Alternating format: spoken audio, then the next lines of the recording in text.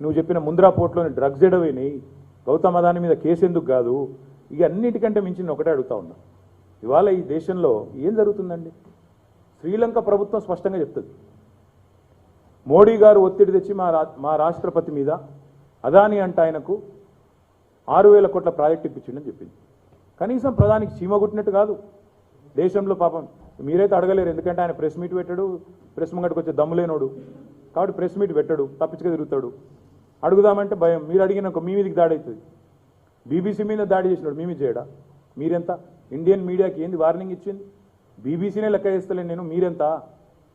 మీ NTV ఎంత, ఈ TV9 ఎంత, ఈ టీవీ ఎంత, ఇంకో టీవీ ఎంత, ఇంకోటి ఎంత, ఆంధ్రజ్యోతి ఎంత?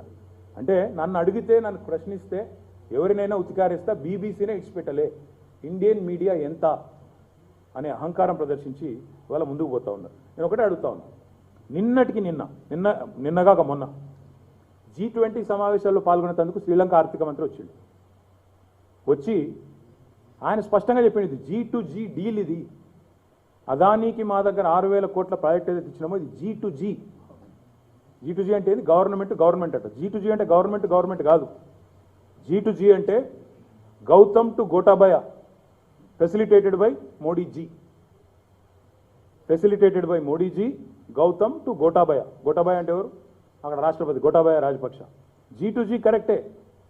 అంటే ఇలా అదాని అనే కంపెనీ భారత ప్రధాని గారి సొంత కంపెనీ కాబట్టి, ఆయన బినామీ కంపెనీ కాబట్టి ప్రపంచవ్యాప్తంగా ఆయన కోసం తిరిగి మార్కెటింగ్ చేసే పని. ఇక ప్రధానికి ఇంకో పని లేదా?